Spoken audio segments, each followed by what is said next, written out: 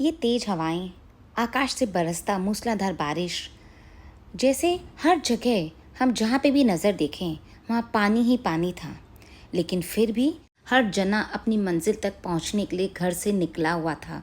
कोई ऑफिस पहुँचने के लिए, कोई स्कूल पहुँचने के लिए, या कहीं पर भी जहाँ पे उसे जाना है उसकी दिशा में। जैसे ये भगवान एक संदेश देता है इस प्रकृति के माध्यम से, तेज हवाएं चला करके, तेज मूसलाधार बारिश करके, कड़कती धूप से, या ठिठुरती हुई सर्दी से। जैसे वो बताना चाहते हैं ये सब चीज़ें जीवन में आएंगी, लेकिन तुम्हें अपने लक्ष्य तक पहुंचना है, तुम्हें अपनी मंजिल को पाना है, रुकना नहीं है, थमना नहीं है।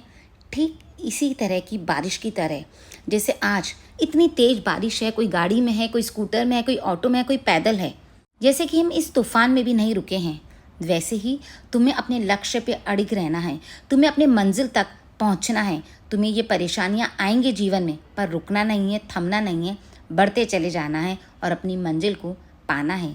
शायद ये प्रकृति के रूप में भगवान हमें कई संदेश देते हैं, कई तरीके से हमें मजबूत करते हैं, कई तरीके से हमें अपनी हिम्मत और हौसले से मिलाते हैं, या हमें हमारी ताकत से पहचान कराते हैं।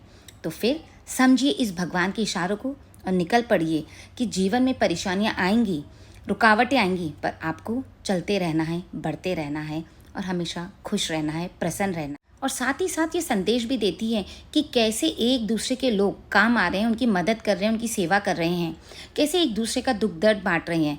तो ठीक इसी तरीके से जीवन में हमें भी किसी न किसी के सुख का कारण बनना है। इस परेशानी के समय में हमें ममता, स्नेह, करुणा का हाथ बढ़ाना है और एक दूसरे के काम आना है, क्योंकि कहा भी गया जो आप देते हैं वही पाते हैं और वही आपके पास लौट के आता है।